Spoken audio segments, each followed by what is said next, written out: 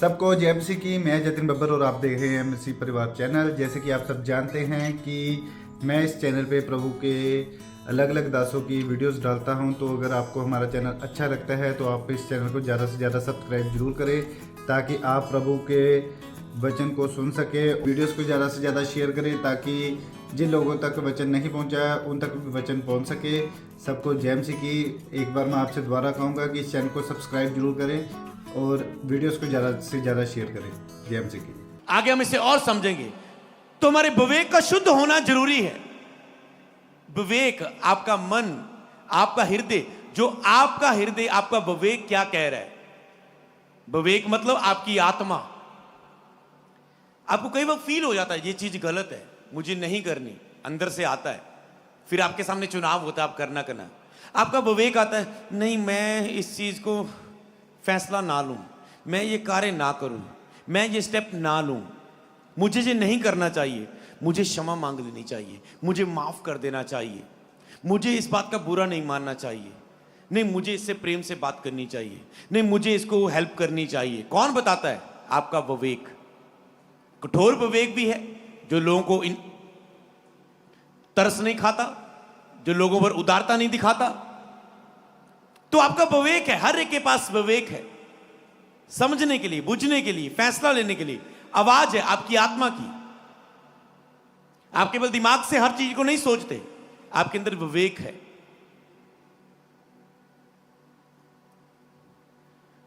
ताकि तुम परमेश्वर की सेवा कर सको।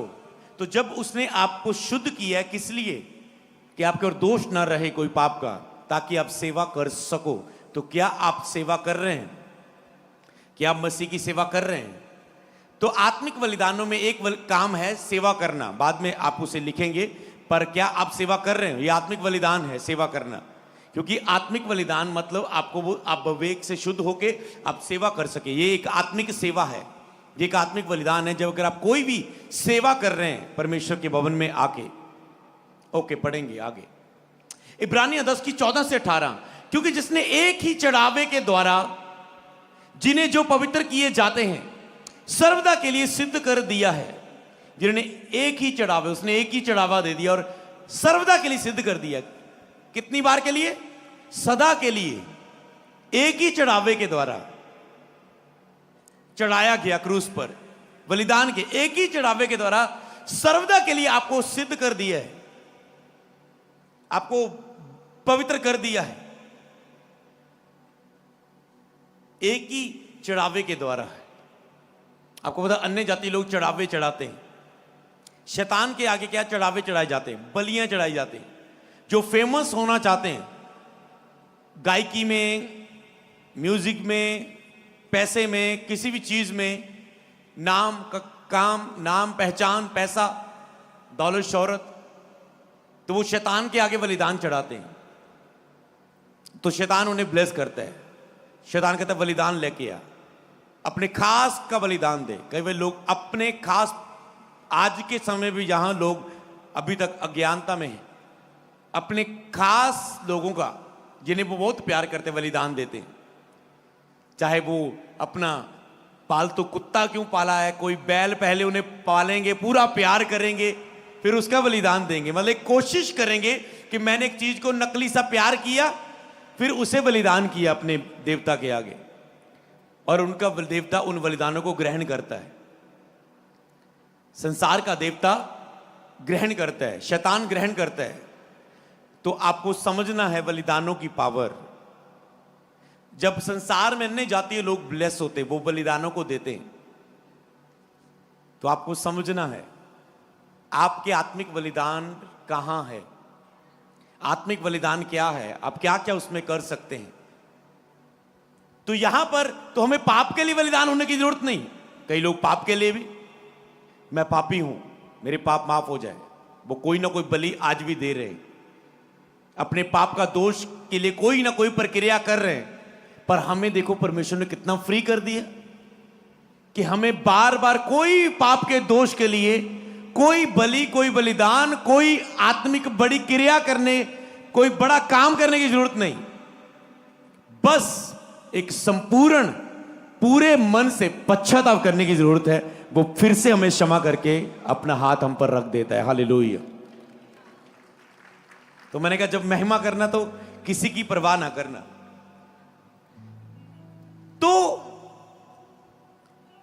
तो तुम इस रीति से परमेश्वर के द्वारा पवित्र किए जाते हो। आगे पढ़ेंगे हम इब्रानियों 10 की 14 से 18 तक पढ़ रहे, हम 15 को पढ़ेंगे। और पवित्र आत्मा भी हमें यही गवाही देता है। अगर पवित्र आत्मा के समय में भी बात करें, पवित्र आत्मा भी हमें यही गवाही देता है, क्योंकि उसने पहले ही कहा था। प्रभु कहता है जो वाचा मैं उन दिनों में, उनके दिनों के बाद उनसे बांधूंगा, वह ये है कि मैं अपने नियमों को उनके हृदयों पर लिखूंगा और मैं उनके विवेक में डालूंगा। कहता जो मेरे नियम होंगे ना, जैसे व्यवस्था मूसा के द्वारा दी गई, पत्रियां में दी गई, लिख के दी गई, कहता मैं नियम अपने उनके हृदयों पर लिखूंगा। आपके हृदयों पर आपने जो पवित्र आत्मा पाया, अब आपके पास विवेक है, आत्मा है, आपके हृदयों पर लिखूंगा और उनमें विवेक में डालूंगा। आपके विवेक में व्यवस्था डाली गई, आपको सब कुछ आत्मा बताता है ये चीज रॉन्ग है। हमेशा आपको अंदर से एक फीलिंग आती है, आवाज आती है। आप आत्मिक उन्नति में ना होने के कारण, स्पिरिचुअल आइज ओपन ना होने के कारण, पाप में होकर पश्चाताप ना करने के कारण आप उसे नहीं समझ पाते, आप उसे इग्नोर कर देते हैं। आपको हर एक सही और गलत चुनाव के लिए पवित्र आत्मा बताता है। आपके विवेक में व्यवस्था है, आपके अंदर है, आपको वो बताएगा भाई ये चीज गलत है, ये कार्य नहीं करना। इसीलिए आपको स्पिरिचुअल ग्रोथ की जरूरत है। आपके विवेक में, आपकी विवेक आत्मिक हिस्सा है, शारीरिक हिस्सा नहीं। इसलिए आत्मिक उन्नति होना जरूरी है विवेक की बातों को समझने के लिए। अपने विवेक, आपका विवेक आपको कहीं लेके जा सकता है, आप सोच नहीं सकते। जिसके पास एक शुद्ध विवेक है, एक अच्छा विवेक है, एक आपका चरित्र होता है। जैसे कई लोगों का आप एक स्वभाव कहते हैं, हर एक व्यक्ति का डिफरेंट स्वभाव है, विवेक है उसके अंदर। यार ये विवेक बड़ा अच्छा है, इसका स्वभाव बहुत अच्छा है। वो क्या है? वो आपकी लाइफ में बहुत बड़ी ब्लेसिंग है। अगर आप उसे यूज करें, उस स्वभाव को पवित्र आत्मा की सहायता से, आपको वो कहां पहुंचा सकता है। एस्तर के अच्छे स्वभाव के कारण, विवेक के कारण वो रानी बनी। रूत के अच्छे स्वभाव के कारण कि मैं अपनी इस बूढ़ी मां को नहीं छोड़ूंगी, वो चाहती तो कहती मैं नहीं छोड़ूंगी, मैं इसकी सेवा करूंगी। क्या था उसके पास? विवेक। उस विवेक से आप चुनाव करते हैं और उसी विवेक से फिर आप ब्लेस होते हैं। मैंने अपने विवेक से चुनाव किया, हां मैं इसकी सेवा करूंगा, हां मैं परमेश्वर की सेवा करूंगा, हां मैं अपना कार्य छोड़ूंगा और परमेश्वर का कार्य करूंगा। वो विवेक आपकी आत्मा आपको बताती है। उनके विवेक पर डालूंगा। ओके, पढ़ेंगे। फिर वह कहता है कि मैं उनके पापों को और उनके अधर्म के कामों को फिर कभी स्मरण ना करूंगा। कहता है मैं उनके पापों को और उनके अधर्म के कामों को फिर कभी स्मरण ना करूंगा। ओके, पढ़ेंगे। और जब उनकी क्षमा हो गई है तो फिर पाप का बलिदान नहीं रहा। इस पॉइंट पर हम रुकते हैं। तो जब उनकी क्षमा हो चुकी है तो पाप का बलिदान नहीं रहा। समझ पाए? अब कोई पाप का बलिदान नहीं रहा। हमें पाप के लिए बलिदान नहीं देने, वो हमें क्षमा मिलती जब भी हम प्रभु बोझ देते, प्रार्थना करते, पश्चाताप करते। जब भी आप प्रभु से पूरे मन से पछताते हैं तो वो धीरे धीरे क्षमा नहीं करेगा, उसी समय वो आपको क्षमा करता है। मतलब आप क्षमा मांग के बिलीव कर सकते हैं कि मुझे माफ कर दिया गया। आप कोई फीलिंग पर निर्भर नहीं रहोगे कि मुझे फील नहीं हो रहा है, मुझे प्रभु की उपस्थिति फील नहीं हो रही।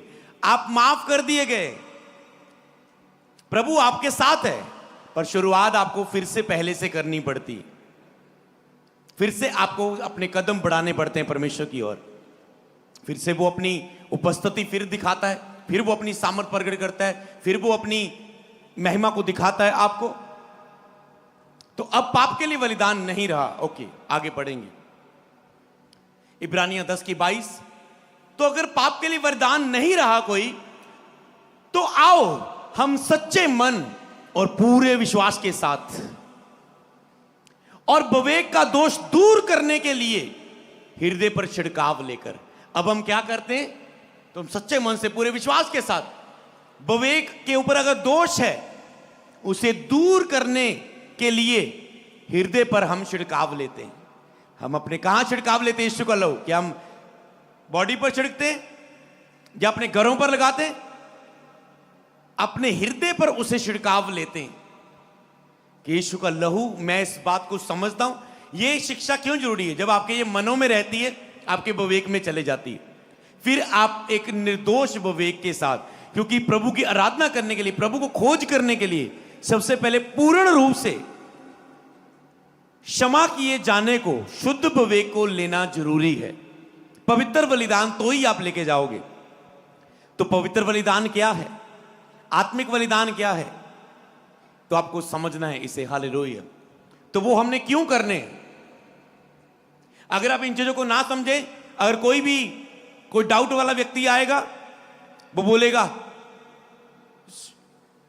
बलिदान परमेश्वर ने सारे दे दिए, अब तुझे, अगर मैं आपके सामने ये प्रश्न रख दूं, आप सोचने पड़ जाओगे।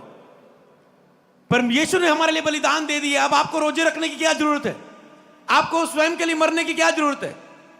आपको दुख उठाने की क्या जरूरत है? आप सोच में पड़ जाओगे।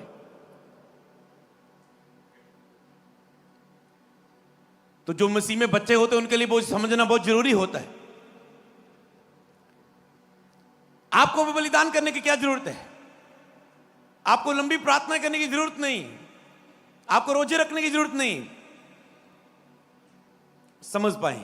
तो वो चीजें हम क्यों करते हैं, आपको पता होनी चाहिए। तो यहां पर यह कहता है कि हम हृदय पर छिड़काव लेकर विवेक का दोष दूर करके और देह को शुद्ध जल से धुलवाकर परमेश्वर के समीप जाएं। तो हमें परमेश्वर के समीप जाने के लिए, आत्मिक उन्नति के लिए, आराधना में, फास्टिंग में, इसमें आगे बढ़ने के लिए आपको यह चीज समझना है कि हम परमेश्वर के समीप यीशु के लहू के छिड़काव के द्वारा ही जा सकते हैं। परमेश्वर की उपस्थिति में, परमेश्वर की उपस्थिति में आते हैं सबसे पहले लहू। तेल आपकी लाइफ में आने से पहले आपकी लाइफ में लहू का आना जरूरी है। मतलब तेल का अभिषेक आपकी लाइफ में आने से पहले आपके लिए लहू का, क्षमा का आना जरूरी है। आपको बढ़ने से पहले, परमेश्वर के करीब जाने से पहले आपका पश्चाताप को समझना और होना इसे हृदय में जरूरी है। तो परमेश्वर के समीप जाएं, धुलकर। हमेशा आप एक सिंपल बस विश्वास की प्रार्थना करें और उठने की इच्छा रखें कि मैं फिर से उठूंगा, मैं कदम उठाऊंगा, मैं जल्दी यहां नहीं रहूंगा इस गलती में, मैं रोज कोशिशें करूंगा।